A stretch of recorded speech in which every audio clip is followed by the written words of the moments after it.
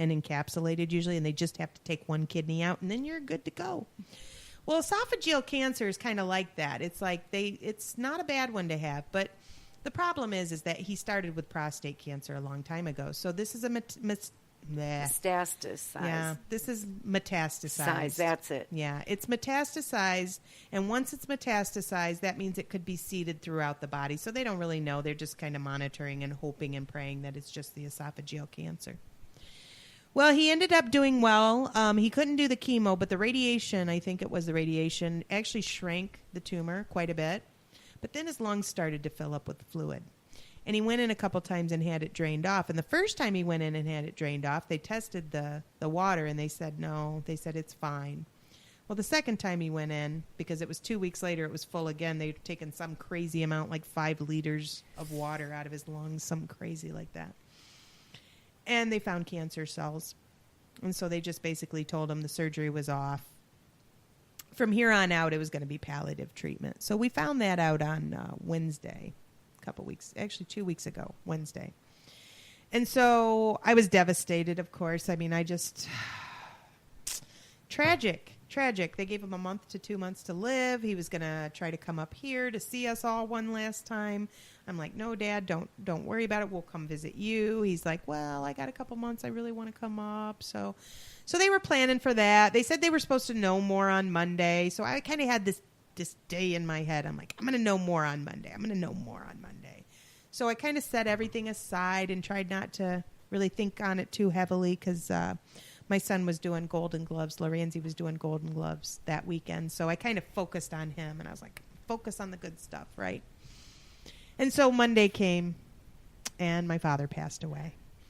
And it shook me because even though you know something's coming and you know it's inevitable, you still think there's time. You always think there's time, right? So yeah, it hit me. And it's only been 10 days, so you'll have to excuse this, but it's right there. But the thing that I decided, and it's been such a wonderful process for me this past year to get where I'm at, because I kept telling Patrick, God, if this would have happened a year ago, you would have been a basket case. I would have been, like, seriously, I don't know what would have happened, but I would not be here today, this moment, as I stand today. But I have made such great strides in my life and in what I've come to know as my truth that the processing of all of that going on has just been beautiful.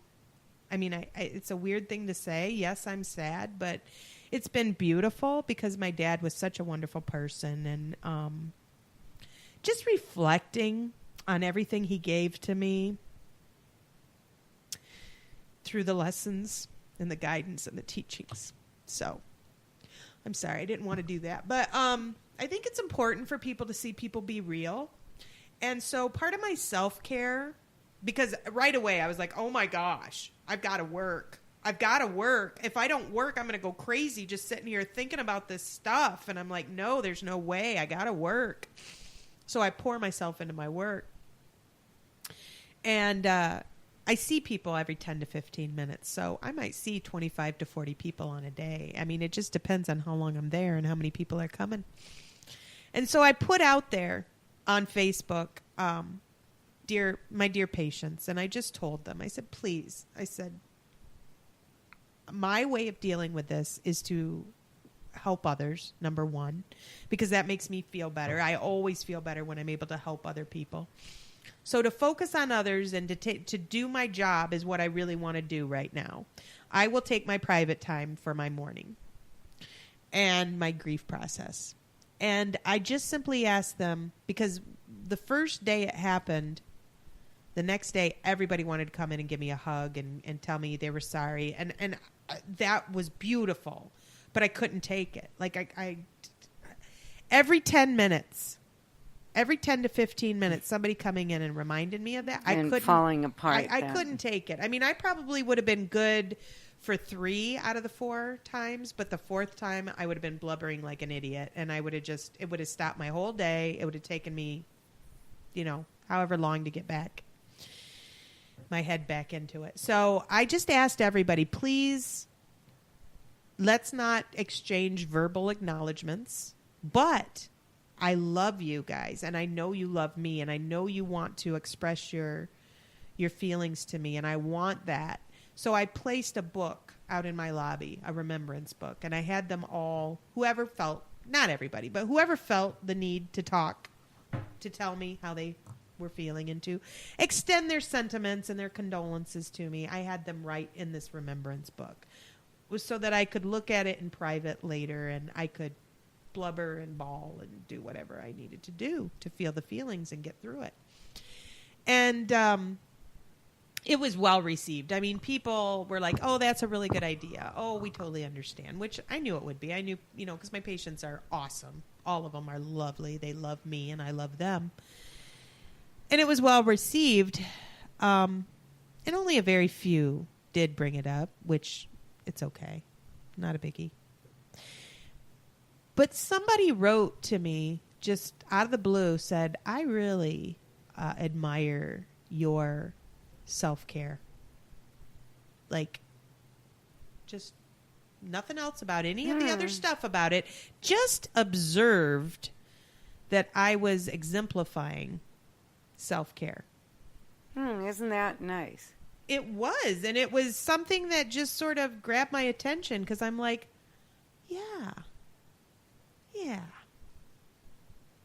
We should all respect each other for that self-care. We should all give each other a little slack in these situations. Because I can tell you, for one, I have not been myself. For 2 weeks, I have just been a goofball. I mean, my head has been half there, half not. I'm best when I'm working because I can focus. And I'm focusing on that person and I'm doing. But in other instances, when I'm just, milling about my house and trying to figure out, oh, what was I supposed to do? Oh, I don't know. Yeah, I guess I was supposed to make an appointment for my dog for a grooming. Okay. Oh, I guess I did that. Oh, she's calling me to ask me where I'm at. Yeah, I'm not coming. Sorry. I mean, you're just like, what do you do, right? Your brain's not there. You're absent. It's like I can't even explain it, but it's random and it's waves and it's the weirdest feeling. And I think it's, I've gone through that too, and it was horrible. It's weird and to me. I think it's like your brain doesn't want to be too present because if it's it's protecting you. Because if it's too present, then you're going to think about how sad you are. So it kind of goes into hibernation. It does. And I believe that. I agree with you. And the other thing that I noticed about it is that it was almost as if that situation created a thinning of the veil. Because if anybody knows what I'm talking about, the veil got real thin, and I didn't care. I didn't care about what my hair looked like. I didn't care that the person sitting next to me scoffed at me. I don't care that the waitress forgot something on my meal. Like, all of these things, I'm looking around and I'm seeing these people going by me, living their lives, getting upset over stupid stuff, getting irritated over things that don't matter, all of that. And for me, nothing mattered. Nothing mattered. Nothing matters except my daddy and the relationship I had with him and the feelings that I'm trying to get through and all of. So that thinning of the veil is what I'm going to call it. Was most exaggerated, I'd say, the first week after that happened. And I was just like, wow. Like, nobody's crap matters. Mm-hmm. Like, seriously, nobody's crap matters. The only thing that mattered was me and how I was dealing with things. And if you want to call that selfish, call it selfish. But I think that, again, I was very blessed when that person just basically pointed out, I really admire your self-care. You're doing it. You're going to get through it. Because you gotta. You got to. There's no curling up in a ball and sucking your thumb in the corner, So, let's talk about self-care, Deb. over to you. Take my it dear. away. Take it away. I love you. I love you. Well, so often in our lives, we become last on the list to take care of. And what made me think of this is I'm giving a speech at High Vibe Life's open house Cool, on I'm going. Friday. Good. It's at 5:30. Cool. And I'm going to give the address. Don't let me forget at the end. Okay. But and that's what Zulika asked me to write about. So, of course, I've been thinking about it, and I do anyway. But you know, self-care is not the same as self-love. No. Two different things. Self-care can lead to self-love. And self-love can make you want to self-care, but they are two different things. Mm-hmm. Self-care means, number one, knowing who you are.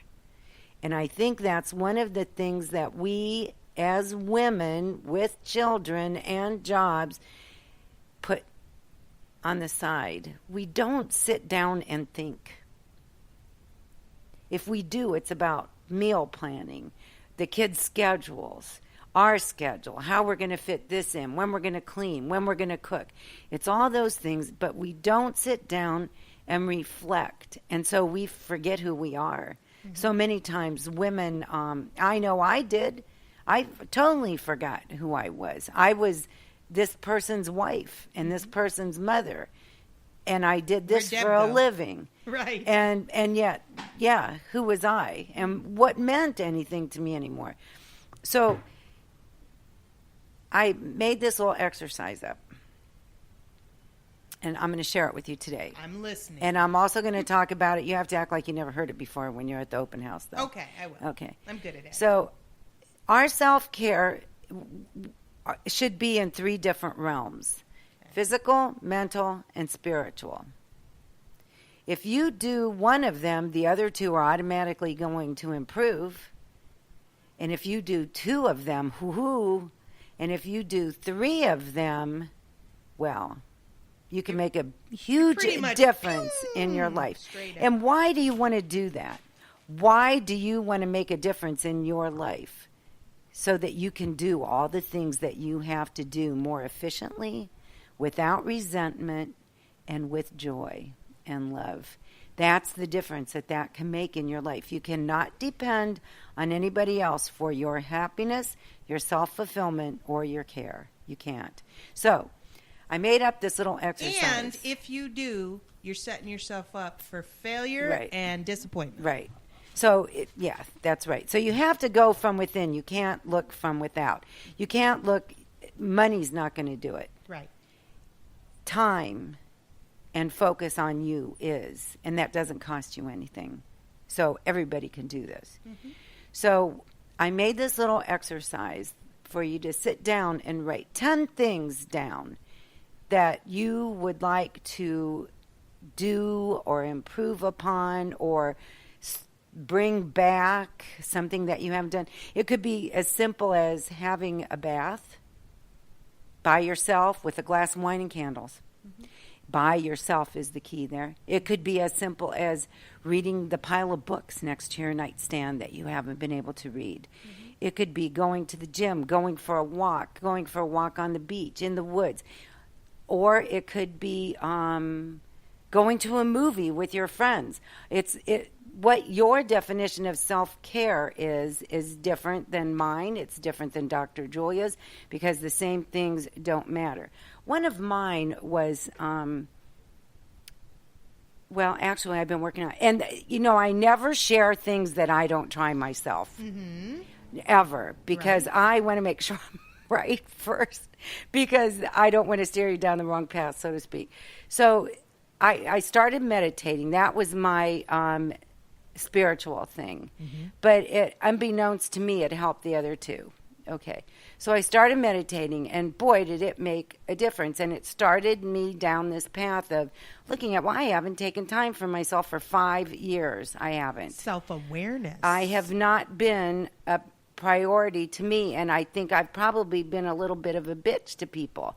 Maybe not people in general. You haven't but, been yourself, is what you're saying. Right. Yeah. Like, thank it's not you. your normal Right. loving.